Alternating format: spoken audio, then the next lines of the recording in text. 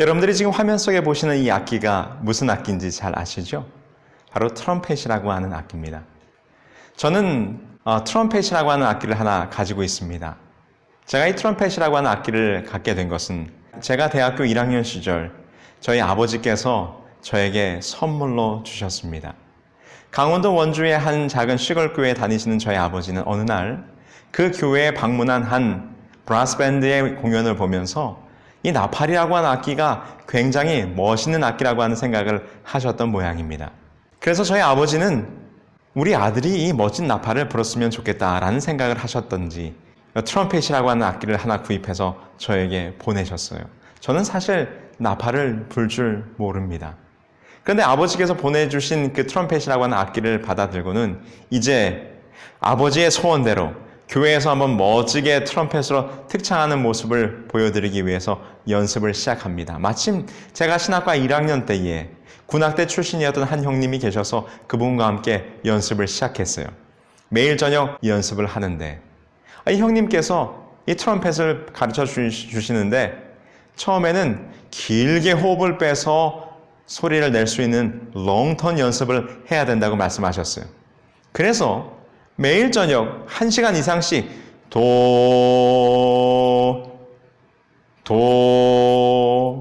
이 도라고 하는 한음만을 가지고 긴 박자를 불어내는 연습을 시키는 것입니다.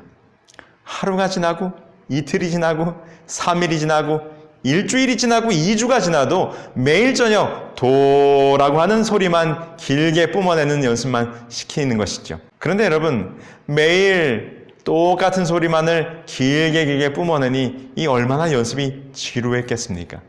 저는 이내 그 트럼펫 연습을 곧 포기하고 맙니다.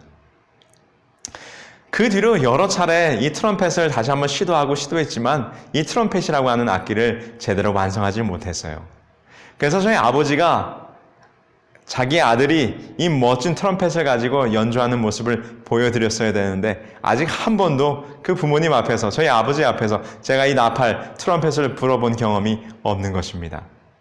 여전히 그 나팔은 제가 가지고 있는데 한 번도 큰 소리를 내려 멋진 음악을 연주해 보지는 못하고 여전히 옷장 속에 잠들어 있는 것이죠. 여러분, 이 나팔이라고 하는 악기는 어떤 의미를 가지고 있습니까? 사실 나팔은 고대 이스라엘 민족의 생활에서 매우 중요한 역할을 했습니다. 구약의 나팔을 나타내는 두 단어가 있는데 쇼파르라고 하는 말과 하초체라는 말이 있어요. 그 중에서 이 쇼파르라고 하는 나팔은 일반적으로 양의 뿔로 만들어졌습니다. 양각 나팔이라고 하는 것이죠. 그래서 구약에서 가장 많이 언급된 악기였는데 이것의 역할은 주로 중요한 신호를 보내는 악기였습니다.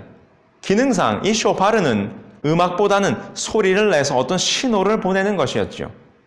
신구약의 종말적 묵시에서 이 쇼파르는 역시 하나님의 종말적 심판을 알리는 적절한 신호로서 사용되어지고 있는 모습을 우리는 보게 됩니다. 오늘 이 시간부터 다음 시간까지 우리는 바로 요한계시록에 기록되어 있는 요한계시록 8장부터 9장에 기록되어 있는 이 7 나팔에 대한 이야기를 함께 보게 될 것입니다. 그 나팔이 울릴 때 어떤 일들이 벌어지며 그 나팔 소리는 과연 무엇을 알리기 위함인가? 우리 함께 요한계시록 8장과 9장에 기록되어 있는 이 7 나팔의 이야기를 함께 살펴보도록 하겠습니다. 요한계시록 8장 1절은 다음과 같이 시작합니다. 7째 인을 떼실 때에 하늘이 반시 동안쯤 고요하더니. 우리가 요한계시록 6장을 통해서 이 6인이 떼어지는 장면을 우리는 이미 공부했습니다. 하나하나 인이 떼어질 때마다 말탄 자들이 등장해서 그들의 일을 마쳤습니다. 그리고 그리스도께서 재림하시는 장면으로 연결되어지는 모습을 보게 됩니다. 이제 반역한 인류에게 집행될 최후의 심판에 비춰 하늘은 잠시 동안 고요함의 시간을 맞이하게 됩니다. 이 요한 당시의 유대인들은 첫 창조 이전의 세계가 흑암 가운데 매우 고요했던 것처럼 하나님께서 머지않아 이 죄의 세상을 끝내시고 세상을 새롭게 재창조하실 때 역시 그에 상응하는 하늘의 고요함이 있을 것이다 라고 이렇게 생각을 했다는 것입니다. 자, 7째 인이 떼지면서 하늘이 반시쯤 고요한 일이 펼쳐지게 될 때에 이제 요한계시록 8장 2절로 6절에 보면 일곱 나팔이 준비되는 모습을 보게 됩니다. 우리 함께 성경절을 보실까요? 내가 보매 하나님 앞에 일곱 천사가 있어 일곱 나팔을 받았더라. 또 다른 천사가 와서 제단 곁에 서서 금향로를 가지고 많은 향을 받았으니 이는 모든 성도의 기도와 합하여 보좌 앞 금제단에 드리고자 함이라. 향연이 성도의 기도와 함께 천사의 손으로부터 하나님 앞으로 올라가는지라. 5절입니다. 천사가 향로를 가지고 제단에 불을 담아다가 땅에 쏟음에 우레와 음성과 번개와 지진이 나더라. 6절 일곱 나팔을 가진 일곱 천사가 나팔 불기를 준비하더라 라고 기록하고 있습니다. 자, 그렇다면 여러분, 이 일곱 나팔이 불려지는 시기는 언제일까요? 곧 이 일곱 나팔의 시대는 각각 어느 시대를 우리들에게 의미하는 것일까요? 여러분, 분명한 열쇠는 이 일곱 나팔의 부는 장면이 기록되어 있는 요한계시록 8장 2절로 5절에서 우리는 힌트를 얻을 수 있어요. 요한은 일곱 나팔을 가진 일곱 천사가 땅의 거민들에게 나팔을 불기 위한 사명을 위탁받는 모습을 보게 됩니다. 그 후에 또 다른 천사가 금향로를 들고 제단에 서 있는 모습을 보게 되는 것이죠. 근데 여러분, 이 장면은 분명 구약 성전의 바깥들에 위치한 번제단의 모습을 우리들에게 보여주고 있어요. 왜 그런가 하면 이 도입의 장면은 미시나의 타미드장에 묘사되어 있는 구약 성전에 매일 드리는 타미드의 제사 예식을 우리들에게 그대로 보여주고 있기 때문입니다. 타미드의 저녁 제사에서 매일의 제사의 끝을 알리는 나팔이 울려졌어요. 희생양이 번제단 위에 드려지고 희생제물의 피가 제단 밑에 쏟아지면 배정된 담당 제사장은 금향로를 가져다가 성전 안에 있는 금향단 위에서 향을 드리게 됩니다. 향을 드린 후 그 제사장은 뜰에서 조용히 기다리고 있는 백성을 축복하기 위하여 밖으로 나왔고, 그 순간 일곱 제사장들은 그들의 나팔을 불어 그날의 제사가 끝났음을 선포하게 되었다라고 미시나의 타미드장에는 그 타미드의 매일 드리는 제사의 모습을 우리들에게 묘사해주고 있어요. 그런데 지금 요한계시록 8장 2절로 6절에 기록되어 있는 이 장면이 바로 그 장면과 아주 똑같은 모습을 보게 되는 것입니다. 바로 이런 제사 예식에 맞추어 볼 때 이 일곱 나팔 소리는 분명히 예수님의 십자가상의 희생적 죽음 뒤에 일어날 사건입니다. 요한계시록 5장의 중심 주제는 바로 십자가였어요. 왜냐하면 임봉된 책을 떼시기에 합당하신 이가 누구냐라고 물을 때 요한계시록 5장에서는 죽임을 당하신 어린 양이라고 묘사하고 있기 때문입니다. 일곱 나팔의 소리는 예수님께서 희생제물이 되셔서 단번에 드려진 바 된 이후부터 이 일곱 나팔의 시대가 이어지게 되는 것을 우리는 확인해 보게 되는 것입니다. 여러분, 십자가에서는 은혜와 심판이 동시에 베풀어집니다. 이게 무슨 말인가 하면 은혜는 믿는 자들을 위한 것이고, 그러나 복음을 거절하고 반대하는 자들에게는 바로 이 십자가가 그들에게 심판이 되기 때문입니다. 그러므로 마치 계시록 6장의 일곱인의 개봉 장면이 요한계시록 5장에 죽임당하신 어린 양 곧 십자가와 더불어 시작한 것처럼 지금 우리가 살펴보려고 하는 요한계시록 8장과 9장에 기록되어 있는 이 일곱 나팔이 불려지는 것도 바로 예수 그리스도께서 희생제물로 번제단에 드려지게 된 십자가의 사건부터 시작된다고 하는 것을 우리는 함께 생각해 볼 수 있는 것이죠. 그러므로 이 두 장면의 결론은 우리를 종말의 때로 이끌어가고 있는 것입니다. 일곱인과 일곱 나팔은 십자가와 재림 사이의 역사상 동일한 기간을 가리킨다고 우리는 결론을 내릴 수 있고, 그러므로 이 일곱 나팔 또한 예수 그리스도의 죽으심 이후부터 예수님께서 재림하시기 직전 사이의 각 시대를 의미하면서 그 일곱 나팔이 가지고 있는 심판에 대한 경고의 메시지로서 우리는 이해해 볼 수 있는 것이죠. 자, 그렇다면 이제 요한계시록 8장 2절부터 9장 21절에 기록되어 있는 이 첫 여섯 나팔에 대한 이야기를 우리가 함께 살펴보게 될 텐데, 유대 전승에 의하면 하나님 앞에 서 있는 일곱 천사는 우리엘, 라파엘, 라구엘, 미가엘, 사라카엘, 가브리엘, 그리고 레미엘이다 이렇게 설명하고 있어요. 그러나 그들이 누구든지 간에 이 일곱 천사는 특별한 계급의 하늘 존재들인 것을 우리는 확인해 볼 수 있죠. 요한은 또 다른 천사가 금향로를 가지고 번제단과 근접거리에 서 있는 것을 보게 됩니다. 많은 향을 받은 후에 그 천사는 모든 성도들의 기도와 함께 그것을 보좌 앞에 있는 금향단 위에 드리게 되는 모습을 우리는 보았습니다. 천사는 번제단에서 성도들의 기도와 함께 향을 받았습니다. 이것은 다섯째 인을 개봉하는 장면에서 번제단 밑에서 죽임을 당한 성도들이 뭐라고 얘기했어요? 요한계시록 6장 10절에 있는 것처럼 땅에 거하는 자들을 심판하여 우리 피를 신원하여 주시면서 간절히 외치던 그들의 기도를 의미하는 것입니다. 그 기도를 받아서 이제 하나님의 보좌 앞에 있는 단으로 가져가는 것입니다. 성도들의 기도가 드려졌던 바로 그 제단에서 불이 땅으로 내려온다는 것은 매우 흥미로운 장면인데, 이것을 로버트 토마스라고 하는 신학자는 이렇게 얘기했어요. 통상 향을 드리기 위해 사용된 향로는 이제 기도에 응답하는 심판의 상징이 되었다라고 설명하고 있어요. 그래서 이 장면은 7 나팔로 상징된 심판이 땅과 그 거민에게 쏟아지는 것은 바로 성도들의 기도에 대한 하나님의 응답임을 우리들에게 보여주고 있는 것인데, 그것은 하나님의 백성은 잊어버린 바 되지 않고 그들의 기도는 들으신 바 되며 응답된다고 하는 보증의 기별을 담고 있는 것입니다.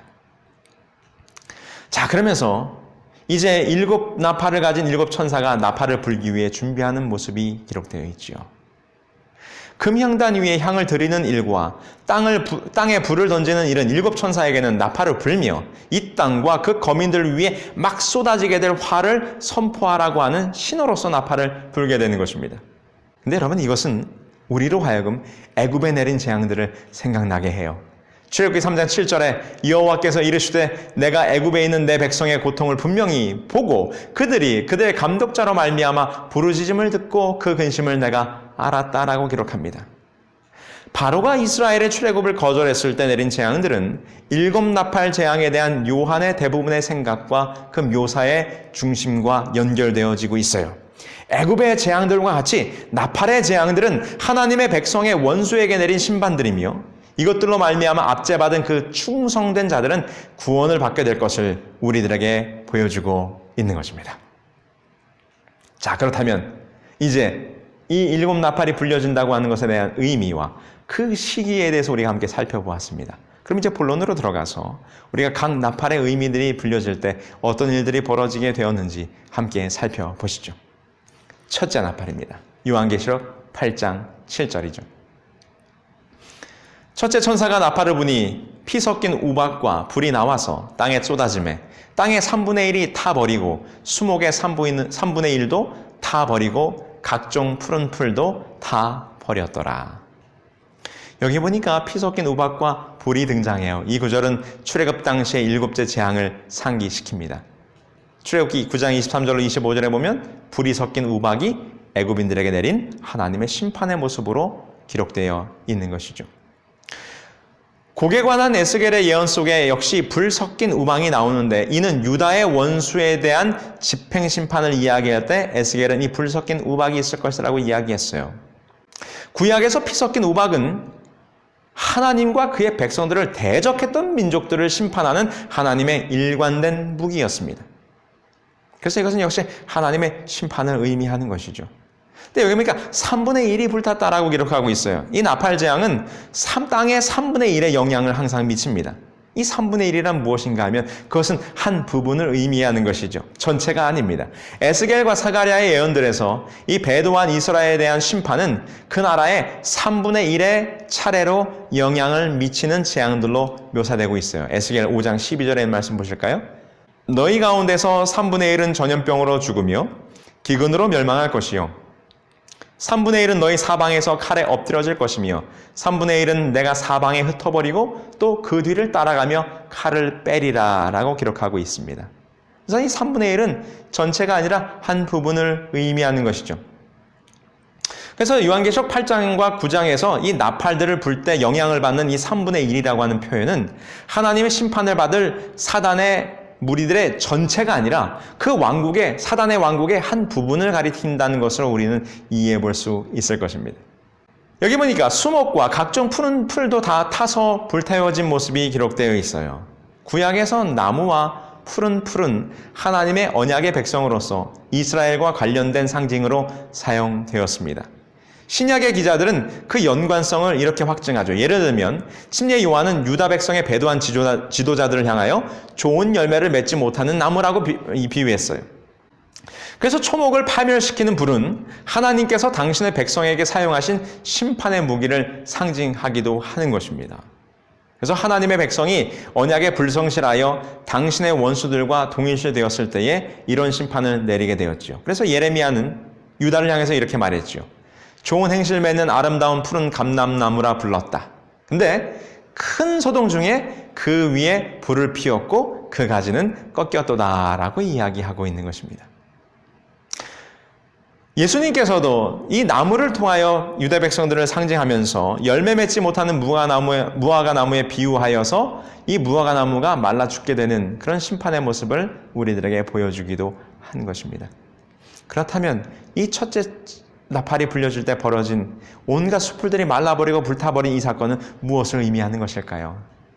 이것은 바로 예루살렘의 멸망을 예견한 것입니다.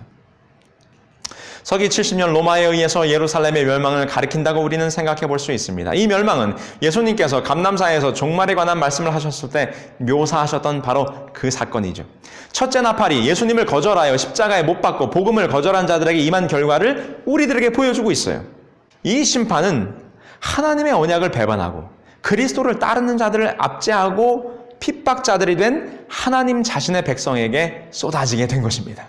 서기 70년 유대가 수도 예루살렘과 함께 멸망했을 때 많은 유대인들이 불에 탔습니다. 예루살렘 성전은 서기 70년 8월 10일 로마군의 한 병사가 횃불을 성전 안에 넣음으로 완전히 불타버리게 된 것이죠. 여기 기독교의 역사에 보면 이렇게 기록합니다. 밀마는 흩어진 요세푸스의 기록을 종합했을 때 전쟁 시초부터 끝날 때까지 죽임을 당한 사람이 134만 5,460명이고 포로가 되어 갇힌 유대인이 10만 1,700명이라고 집계하였다. 포위 기간에 굶어 죽은 사람이 무려 11만 명이나 된다라고 기록하고 있는 것입니다. 그래서 예수 그리스도를 거절했던 그 백성들에게 내린 그 불타는 3분의 1이 불타는 이 첫 번째 나팔의 심판이 임했던 모습을 보게 되는 것이죠. 두 번째 나팔은 무엇일까요? 요한계시록 8장 8절로 9절입니다.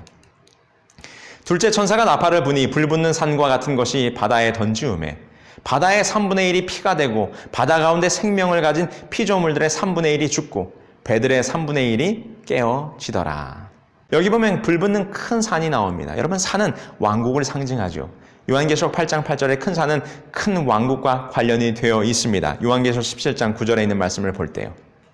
그래서 이 둘째 나팔의 장면은 전적으로 고대 바벨론의 몰락을 묘사했던 예레미야의 예언과 연결되어지는 모습을 보게 됩니다. 선지자 예레미야는 말하기를 하나님께서 바벨론 곧 온 세계를 멸할 멸망의 산을 또 시온에서 모든 악을 행한 대로 심판하실 것이라고 이야기하고 있기 때문이죠. 예레미야 51장 24절과 25절이에요.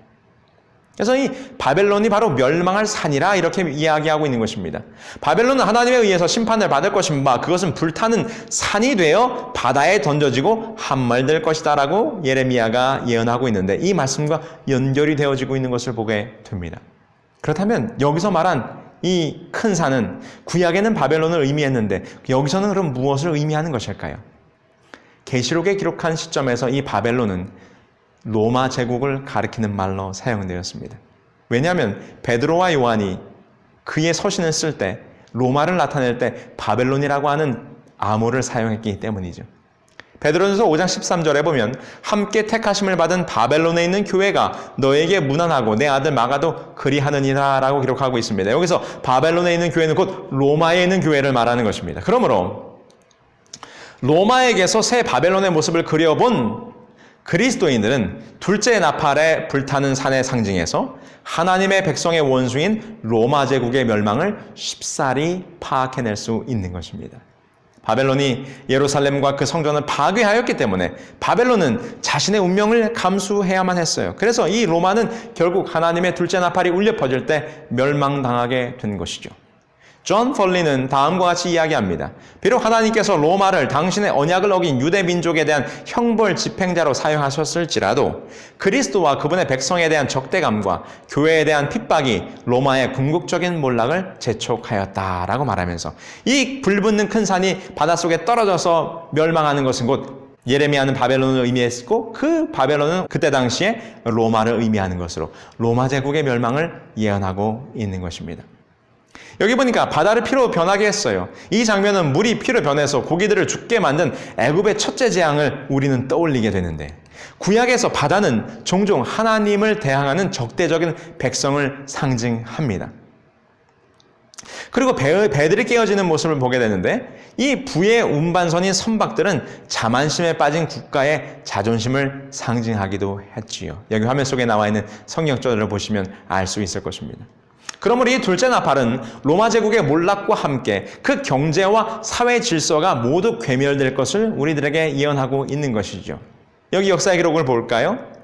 게르만 민족의 이동은 약탈과 파괴를 수반하였고, 일부 지역, 특히 브리타니아에서는 로마 문명의 자치가 거의 소멸되고 농경지의 절반 이상이 게르만인의 소유가 되어버릴 정도였다. 게르만의 여러 부족들은 로마 제국의 모든 지역을 거의 마음대로 이동하면서 로마의 행정 조직을 마비시켰다. 이렇게 기록하고 있으면서 로마의 멸망이 완전히 사회 경제가 몰락하는 것으로 우리들에게 설명되어지고 있어요. 결론적으로 첫 두 나팔의 재앙은 유대 나라와 로마 제국 두 세력에 영향을 미치게 된 것으로 우리는 확인해 봅니다. 적대적인 이 두 국가는 하나님을 반대하고 예수 그리스도를 십자가에 못 박는 일에 연합했어요. 그리하여 그들은 하나님의 심판을 맛본 첫 번째 국가들이 된 것입니다. 이 심판의 경고의 나팔이 불려질 때 말입니다. 자, 그럼 그 다음 세 번째 나팔을 함께 보실까요? 셋째 나팔은 요한계시록 8장 10절로 11절입니다.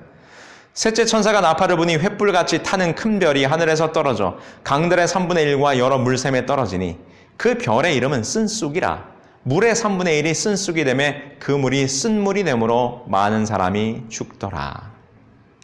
횃불같이 타는 큰 별. 성경에서 자주 별은 천사를 상징합니다. 욥기 38장 10절에 보면 그때 새벽별들 기뻐 노래하며 라고 기록합니다. 근데 여기 보니까 그냥 별이 아니고 큰 별로 칭해졌다고 하는 사실은 일반 천사들보다 탁월한 어떤 인물을 가리키는 것으로 우리는 생각해 볼 수 있어요. 그래서 우리는 이 말씀이 이사야 14장 12절의 말씀으로 연결되어집니다. 하늘에서 떨어진 계명성이 생각나게 되는 것이죠.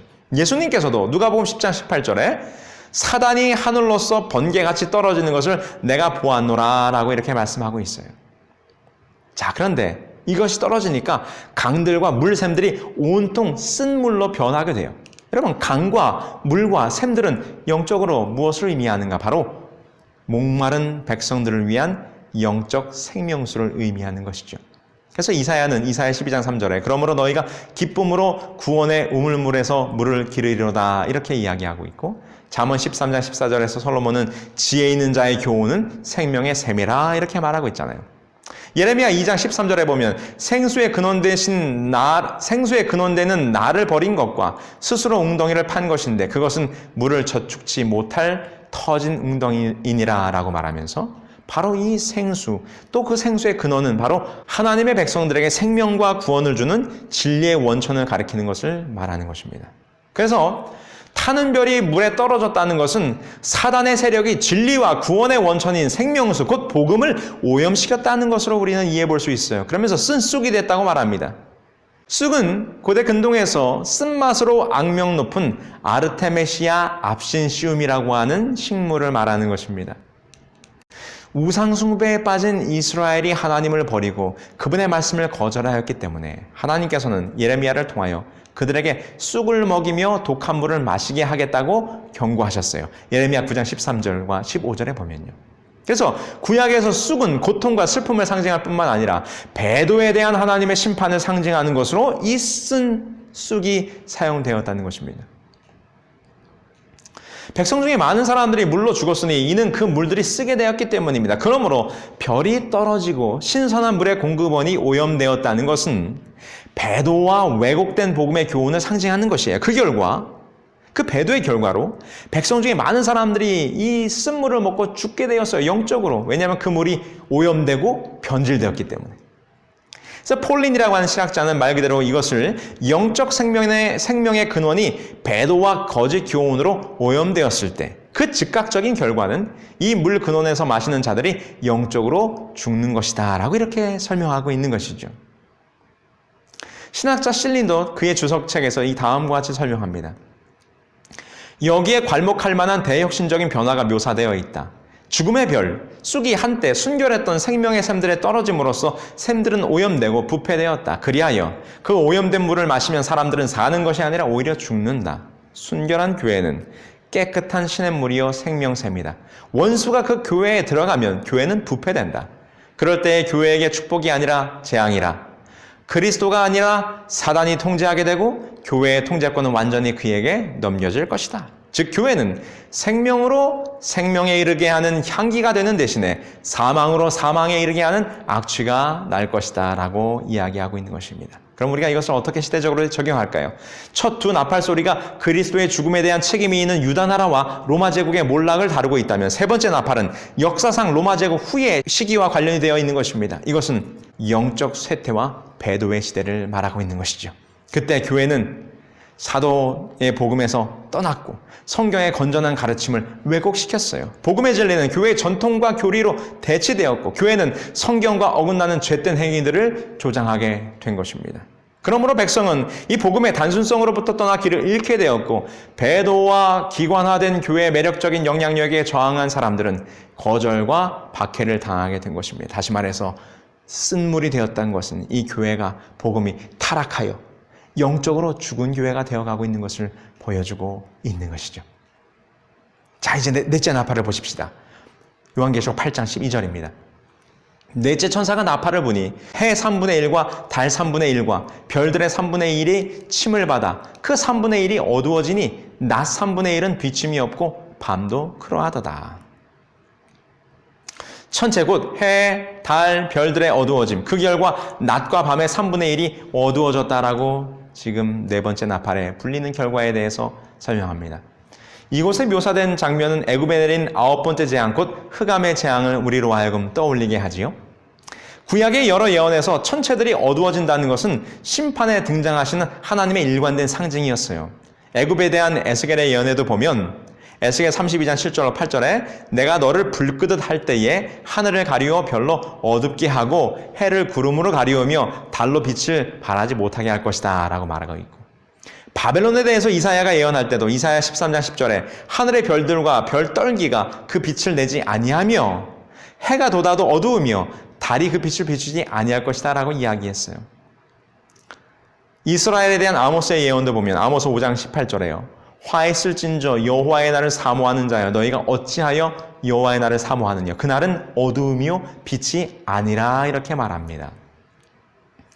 이전의 세 나팔이 그러하였듯이 넷째 나팔 장면에도 하늘이 문자적으로 어두워진다기보다는 오히려 배도한 인간에 대한 하나님의 심판의 상징적 표현으로 이해되어야 할 것입니다. 여러분, 빛이 없어서 어둡다고 하는 것은 무엇일까요? 진리의 빛, 다시 말해서 진리와 복음이 부재하여 영적으로 이해력과 통찰력이 떨어짐으로 영적으로 어두워진 시대가 된 것을 우리들에게 말하는 것입니다.